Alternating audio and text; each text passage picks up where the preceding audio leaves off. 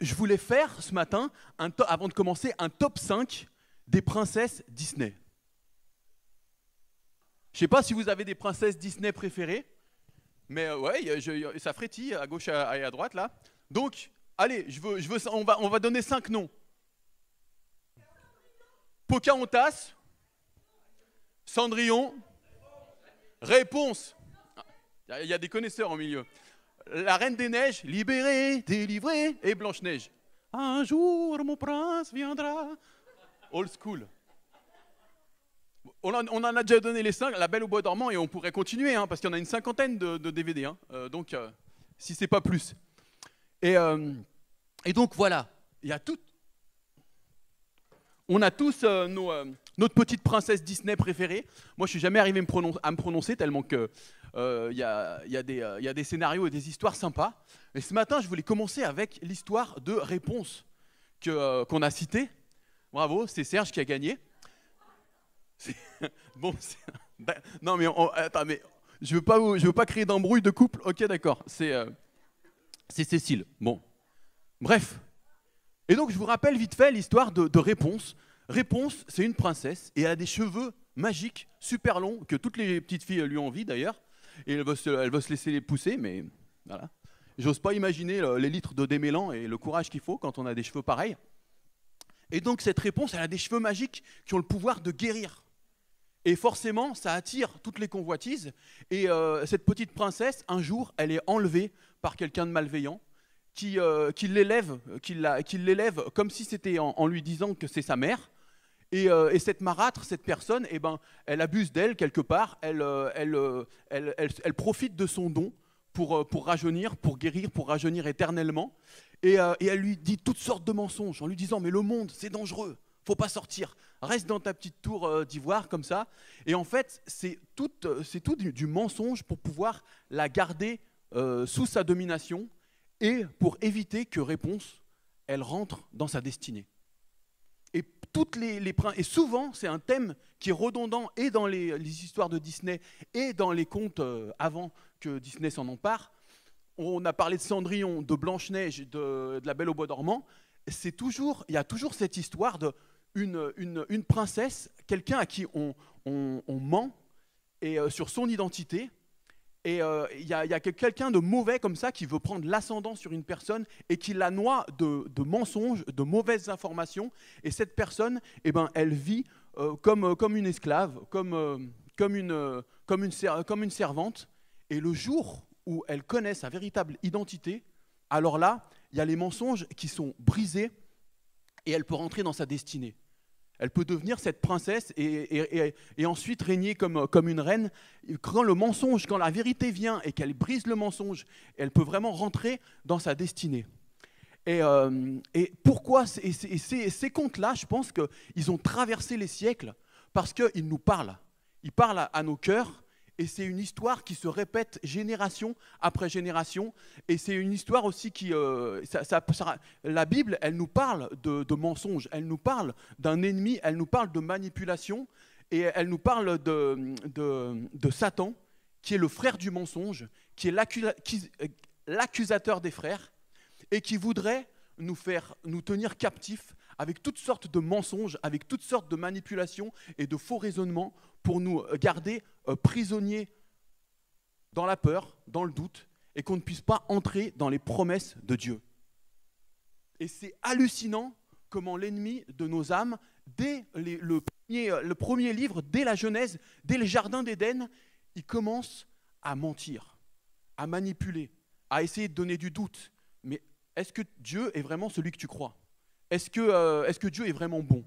Est-ce qu'il n'y a pas moyen de moyenner pour avoir ta bénédiction que tu as fait toi-même avec tes mains ? Et comme tout au long de la Bible, il fait douter des prophètes, il fait douter toutes sortes de gens.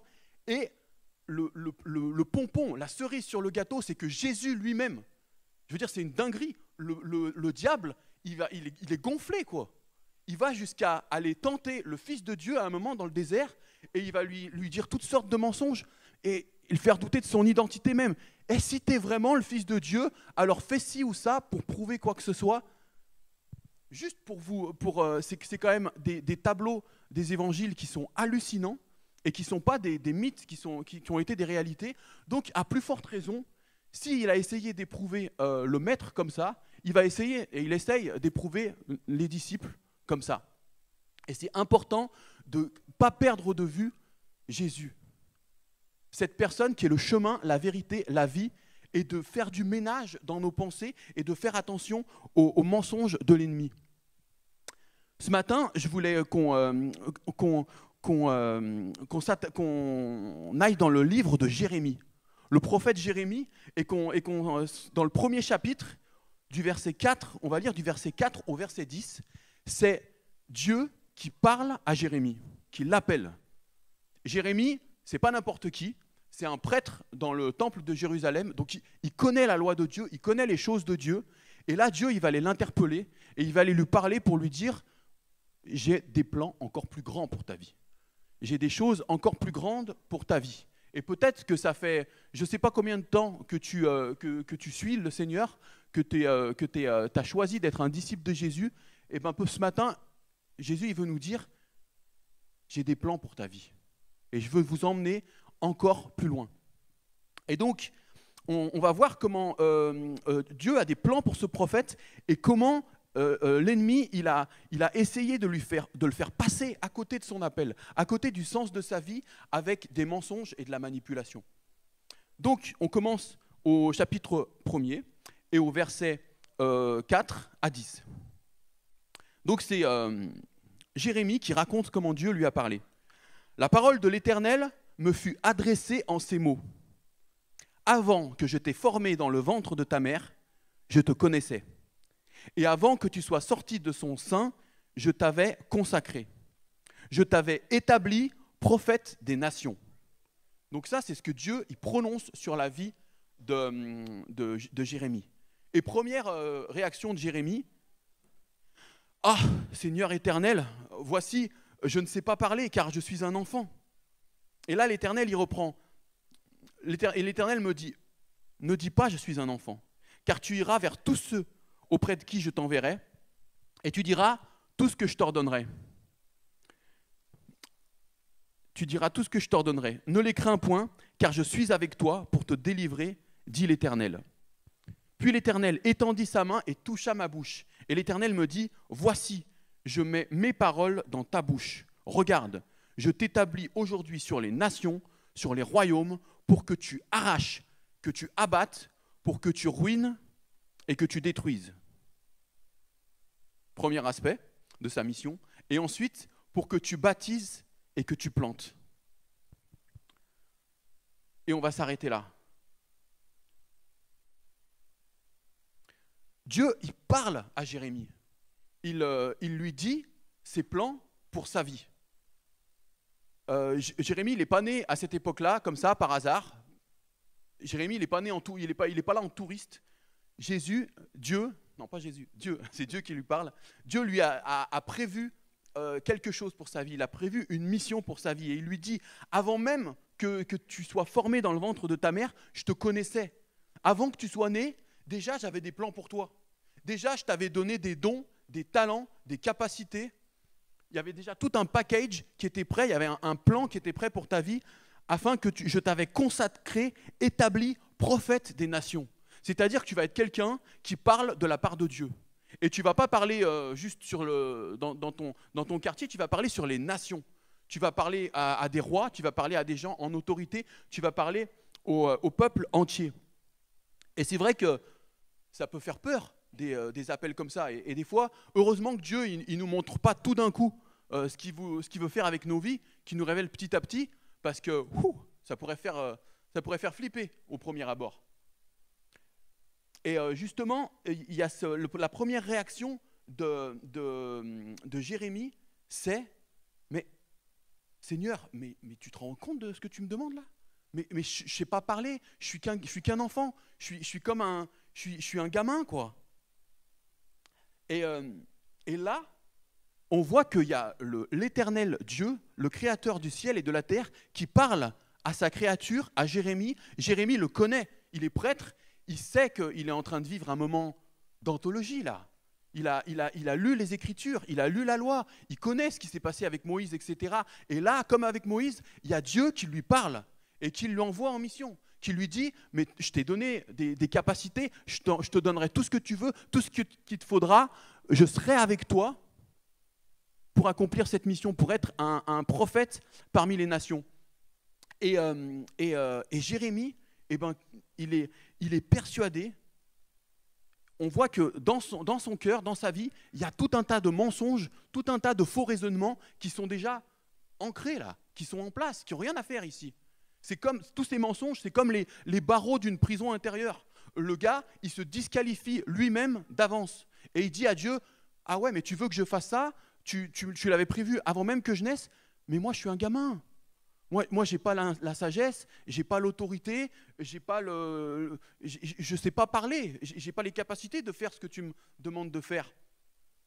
Et c'est quand même hallucinant, il est convaincu qu'il ne sait pas parler, qu'il s'exprime mal, alors que Dieu lui-même, qui a inventé la langue et la parole, il l'a prédestiné, il l'a préparé à ça, quoi.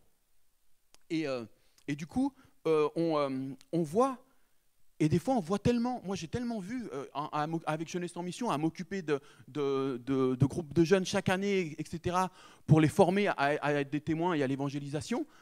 J'ai tellement vu de jeunes qui étaient comme bloqués dans leur appel, dans leur vie, en se disant mais je ne suis pas capable. Et c'est vrai que parfois quand on voit une tâche, quand Dieu nous appelle à faire quelque chose, la première chose qu'on voit, c'est nos manquements, c'est nos faiblesses. Mais c'est lui qui nous parle, c'est lui qui nous envoie. Et ce qu'on doit regarder en premier, c'est à sa puissance, c'est à sa sagesse. Et quand il nous envoie faire quelque chose, ce n'est pas pour nous envoyer dans le mur. C'est pour avoir un impact dans notre famille, dans notre lieu de vie, dans notre génération, pour changer les choses. Et il veut le faire au travers de nous. Et du coup, il y a vraiment c'est flagrant dans ce témoignage, dans le témoignage de Jérémie. Dieu l'appelle et lui, il a envie de faire qu'une chose, c'est s'enfuir. Non, tu dois t'être trompé de bonhomme. Il y a une erreur de casting là. Ça ne doit pas être moi, Seigneur. C'est son premier réflexe. Et pourtant, quand on lit Jérémie, quel prophète, toutes les révélations qu'il a eues, ce leader, ce bonhomme que ça a été dans son époque, malgré toutes les tribulations qu'il a subies, lui et son peuple, de rester fidèle, droit avec Dieu et de continuer à prêcher, à proclamer la parole dans les difficultés. Quel homme!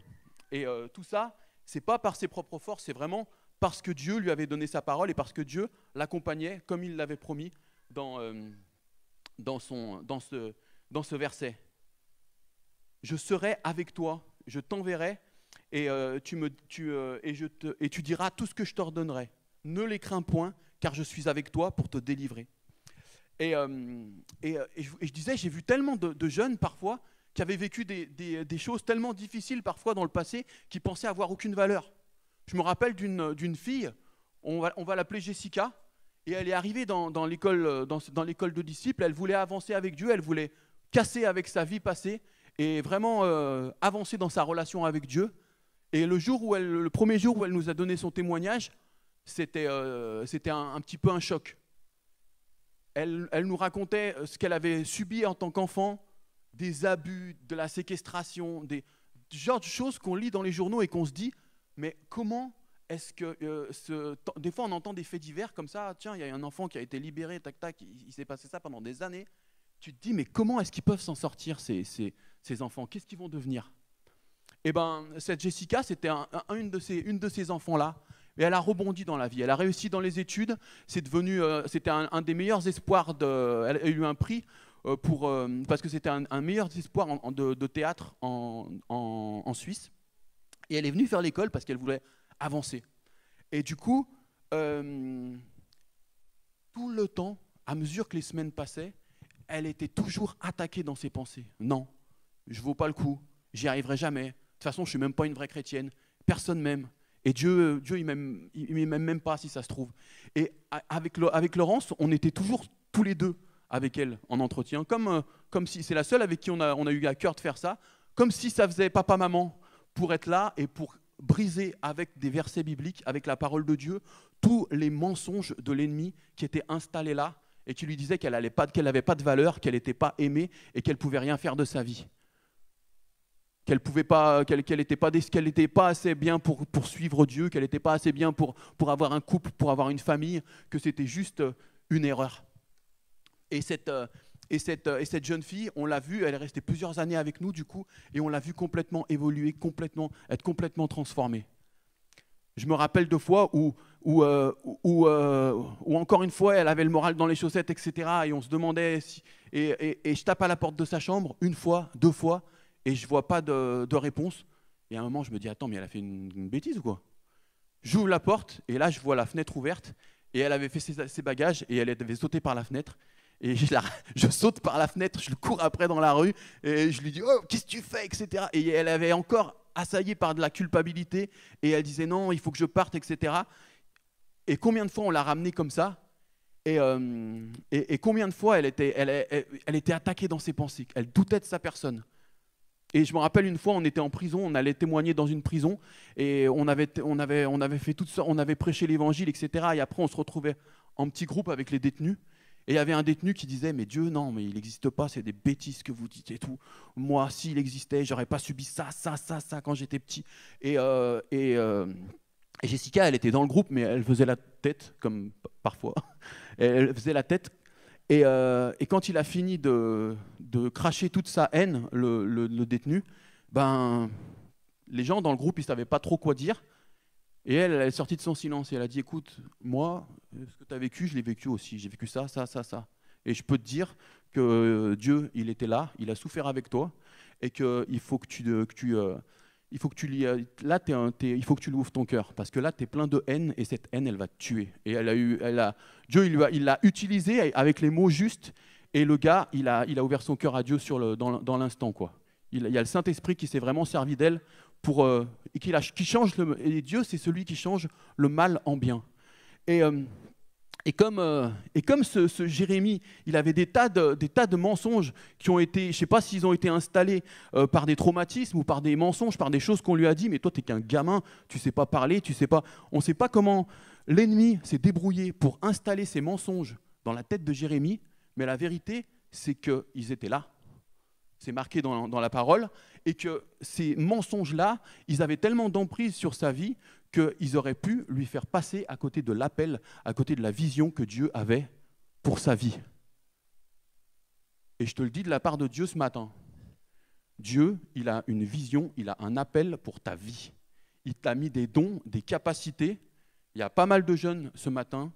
Eh ben voilà, ne soyez pas des Jérémies, ne laissez pas des mythos de cette catégorie vous prendre la tête en disant « mais je suis trop jeune, je ne sais pas parler, je ne sais pas ci, je ne sais pas ça ». Oui, on est plein d'incapacités, plein de limites, mais notre Dieu, il est tout puissant et il est illimité. Alors n'oubliez pas ça, les jeunes et les moins jeunes, parce que nous, c'est pareil, les années, elles passent, et ben justement, mais Dieu, il n'en a pas fini avec nous.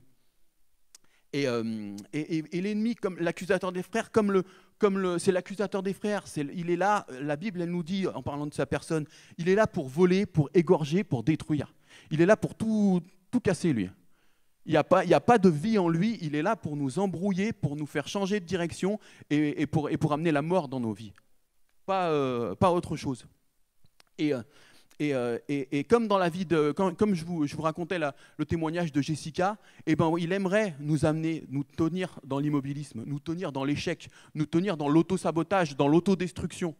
Mais Dieu, il a d'autres plans pour nos vies. Et Jessica, maintenant, eh ben, elle sert Dieu, elle est mariée, elle a trois enfants, et elle respire la joie de vivre, et puis c'est un témoin. Et il y a toute l'amertume ça a mis du temps, mais Dieu est fidèle. Et quand il commence une œuvre dans la vie de quelqu'un, il la termine parfaitement. Et Dieu, il a des plans pour nous. Il a des plans comme pour Jérémie. Dieu, il veut faire de Jérémie une voix pour sa génération. Quelqu'un qui va proclamer la justice, qui va proclamer un espoir nouveau pour la nation. Dieu, il lui a donné des capacités, des dons pour accomplir une mission, et Jérémie, il n'est pas là en touriste.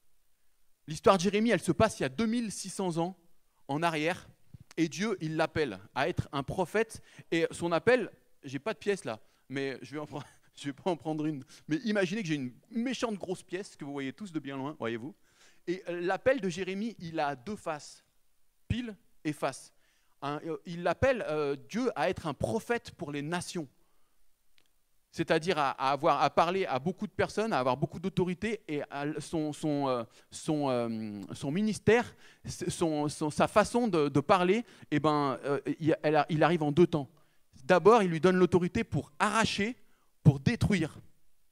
Et ça, c'est la première face.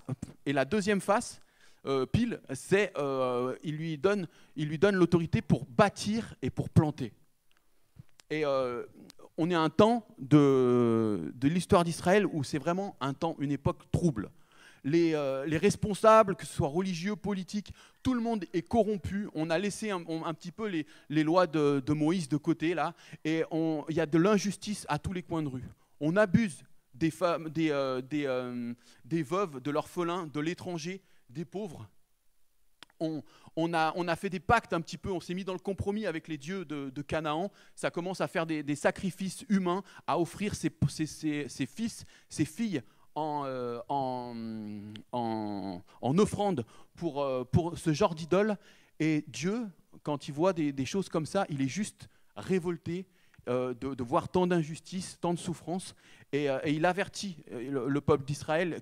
Il envoie le prophète Jérémie pour que lui soit là pour casser, pour détruire, pour leur dire, mais pour détruire ce péché en le pointant du doigt, et puis inviter les gens plutôt à le détruire et à le mettre de côté, à se repentir.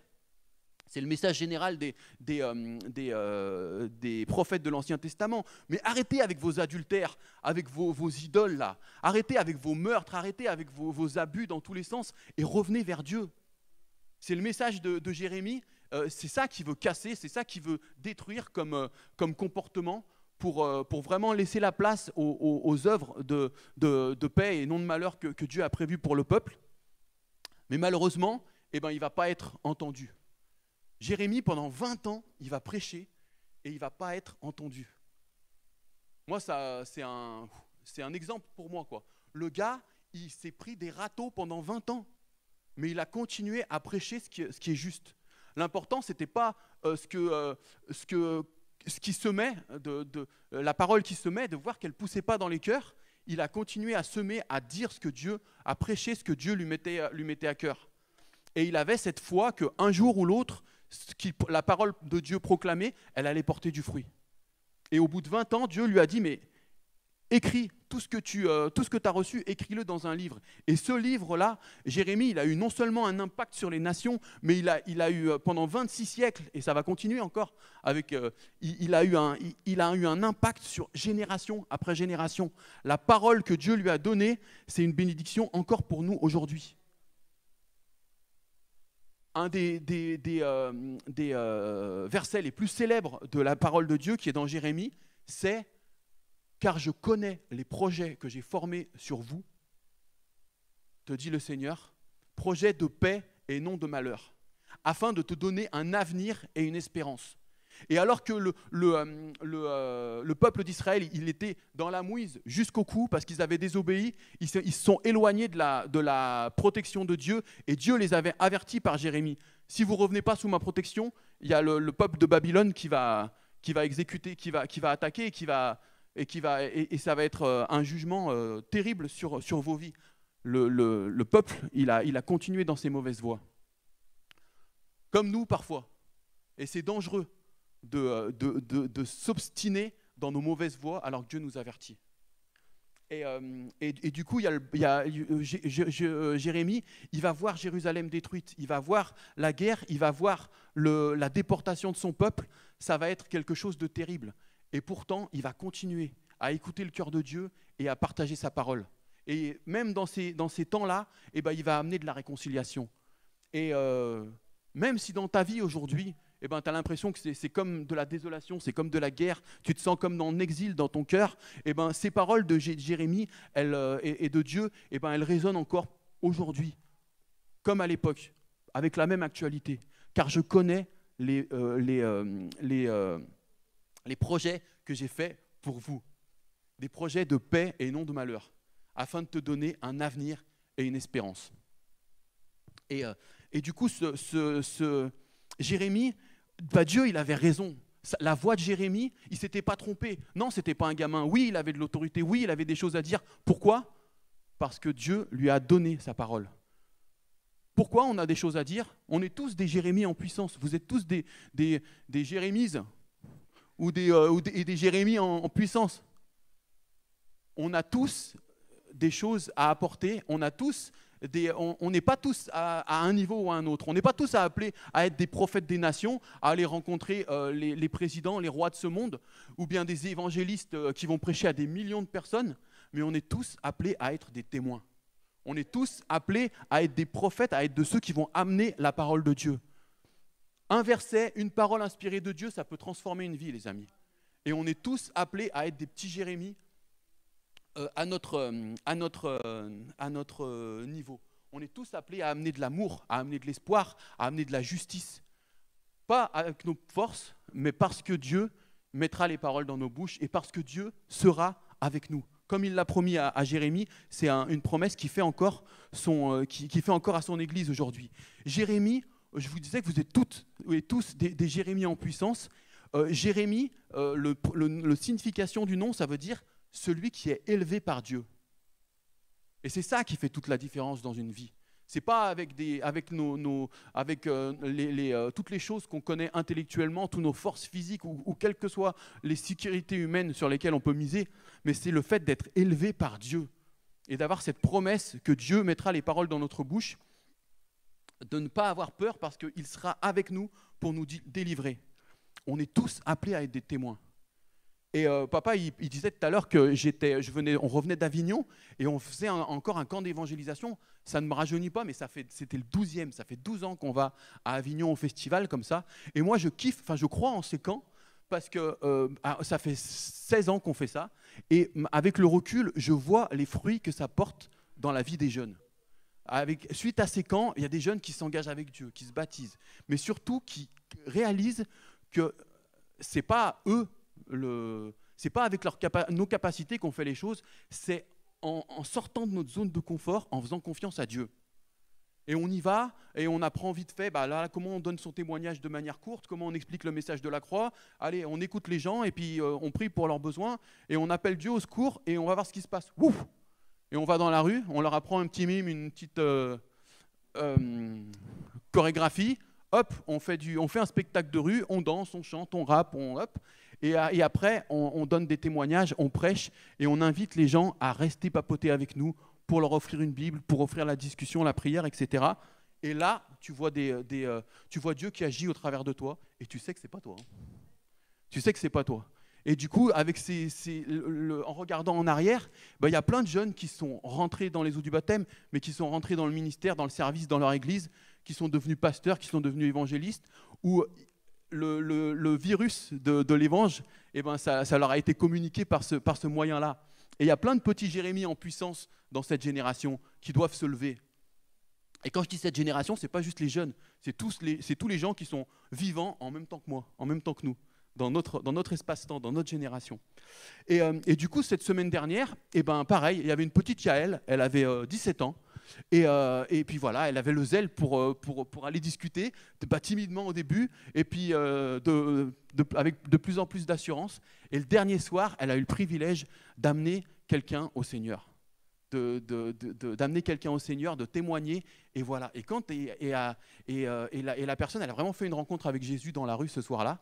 Et le lendemain matin, elle était à l'église à côté d'Yaël, et elle était juste, et il y avait juste c'était comme un fruit qui était prêt à être cueilli, et c'était tellement un encouragement pour elle.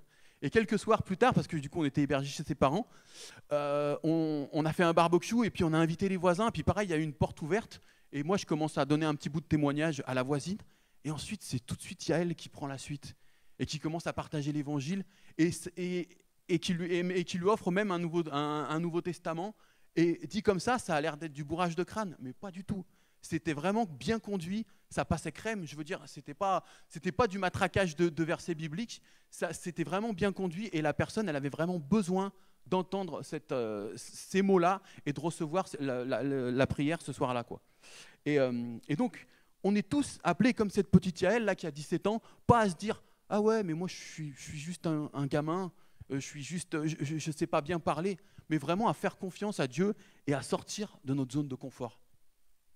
Et cette semaine, on a été encouragés, on a vu plein de super rencontres et Dieu faire des choses dans les vies, que ce soit quand on priait pour les douleurs, et tout ce soit pour des guérisons ou des gens qui ont rencontré Jésus.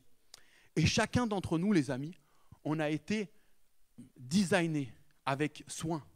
Dieu, il vous a donné des dons, il vous a donné des capacités, il vous a donné des passions, des traits de caractère. Il y a toute une combinaison complexe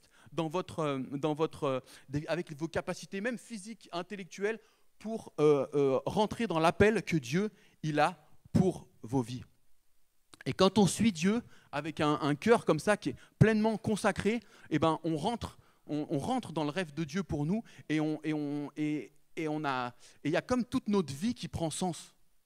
On trouve le sens de vie et de nos vies, et en faisant ce voyage de la vie, eh ben, on fait l'expérience de s'épanouir parce qu'on rentre dans les choses pour lesquelles on a été créé. Et je ne parle pas de développement personnel et de chercher le bonheur et l'accomplissement de soi-même, parce que quand on voit la vie de Jérémie, le gars, il a accompli le plan de Dieu parfaitement, mais ça n'a pas été une colonie de vacances, le truc. Il lui est arrivé, il y a eu la prison, il y a eu la persécution, il a vu la guerre, il a tout vu. Et pourtant, il pouvait rester droit parce qu'il y avait Dieu avec lui. Et il a continué à être ce témoin fidèle de parler au nom de Dieu de façon fidèle. Et le plus gros des combats spirituels qu'on a dans nos vies, eh ben, il se passe là. Il se passe dans nos têtes, entre nos deux oreilles. Et ce que nous croyons, ce que nous pensons, ça influence notre destinée, ça influence la direction de nos vies de manière incroyable, les amis. Et c'est important de laisser Dieu sonder nos cœurs pour qu'il nous montre des choses, des manières de penser, des schémas de pensée dans lesquels des mensonges, des faux raisonnements dans lesquels on s'enferme tout seul. Pas tout seul en fait, parce que ces pensées souvent, elles ne nous appartiennent pas. On croit que c'est nous qui pensons comme ça, mais en fait, avec des traumatismes, avec des mensonges qui nous ont été répétés par d'autres, par nos parents, par des enseignants, par des amis, des gens malveillants, par je ne sais quelle manière, des fois, il y a des mensonges qui sont installés comme ça dans nos vies.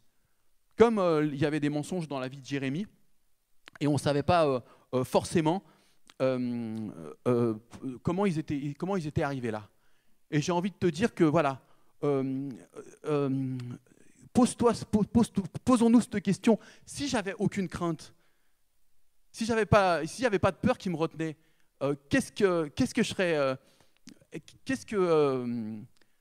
combien il y a d'exploits ou simplement de pas d'obéissance tout simple dans lequel je pourrais obéir, dans lequel Dieu m'appelle. C'est super maladroit comme j'ai exposé ça, mais Dieu, il nous invite, il t'appelle à faire des pas d'obéissance, et il a des défis, il a des challenges, il a des exploits en réserve pour toi, des choses que tu n'es pas capable de faire tout seul, mais qu'il veut faire avec toi. Et imagine tout ce que tu pourrais faire, accomplir, tout ce qu'on pourrait faire, tout ce qu'on pourrait accomplir parfois si on n'écoutait pas plus nos craintes que notre foi. Et si parfois on a tendance à laisser trop de place à certains mensonges qu'on croit et à certaines craintes, plutôt qu'à laisser la place qui revient à Dieu. Les amis, l'amour parfait bannit la crainte. Et ce n'est pas un esprit de timidité que Dieu nous a donné, c'est un esprit de force, d'amour et de sagesse. Donc je vais conclure. Dieu, il t'a appelé pour faire avancer son royaume, comme il a appelé Jérémie. Et souvent, on regarde plus à nos faiblesses qu'à la toute-puissance de Dieu. Mais le héros dans l'histoire de Jérémie, comme c'est pas Jérémie, c'est pas toi, c'est pas moi, le héros. Et heureusement pour nous, le héros, c'est Dieu. Dieu, il a des plans et il sait ce qu'il fait. Il sait les dons, les talents qu'il t'a donnés, il sait les défis qu'il va mettre devant toi, et il t'invite pas à écouter les mensonges qui sont peut-être installés, mais vraiment à écouter sa parole. Trop de fois, on entend je ne suis pas capable, j'ai pas assez de ci, j'ai pas assez de ça, je suis pas assez spirituel, je suis pas un assez bon chrétien, je suis pas, il me manque ci ou il me manque ça. Un bon chrétien, les amis, ça n'existe pas. Un chrétien, ça veut dire petit Christ. Donc le seul chrétien parfait qui a existé, c'était Jésus-Christ lui-même. Et on est tous des gens qui ont été sauvés par grâce, et personne ne mérite de servir Dieu, on le fait par sa grâce. Et c'est le Saint-Esprit qui va nous guider dans toute la vérité. Et c'est par la grâce de Dieu qu'on a été justifié, et son Saint-Esprit, il va nous inviter à aller de victoire en victoire, à marcher dans la sanctification pour ressembler de plus en plus à notre Maître, à Jésus. Et j'ai envie de te dire qu'on prenne un temps cet été pour vraiment repenser à ces choses. Est-ce qu'il y a des choses, qu'il y a des schémas de pensée, des mensonges qui sont installés et qui n'ont rien à faire ici? Et surtout, ne laissons pas de place à ces mensonges, mais abreuvons-nous de la parole de Dieu. La Bible, c'est autant de paroles d'encouragement, autant de paroles qui nous reprennent, autant des paroles qui nous exhortent, qui nous encouragent pour nous montrer le chemin. Et vraiment, ce matin, je voulais te rappeler et te dire, mais le meilleur chemin, là où tu peux le plus t'épanouir et là où tu peux trouver une vie qui a le plus de sens, c'est dans les voies de Dieu. Alors, les amis, les jeunes, les moins jeunes, mais aime Dieu, suis Dieu, fais-lui confiance, parce qu'il a un plan pour toi. Il va te montrer le chemin. Et ça va être une aventure, et à la fin, tu pourras te retourner comme Paul en disant, voilà, c'était une course, des fois c'était intense, mais j'ai combattu le bon combat. Et je suis content d'être arrivé au but, et j'ai hâte de rencontrer mon Seigneur pour célébrer tout ce royaume qu'on a pu faire un petit peu avancer par sa grâce. Et je voulais vraiment vous encourager à ça et à ne pas mépriser les petits commencements. Des fois, les choses, elles avancent de manière fulgurante. Des fois, ça prend un petit peu plus de temps. Mais en tout cas, si on est fidèle et persévérant, il va accomplir sa volonté au travers de nos vies. Amen.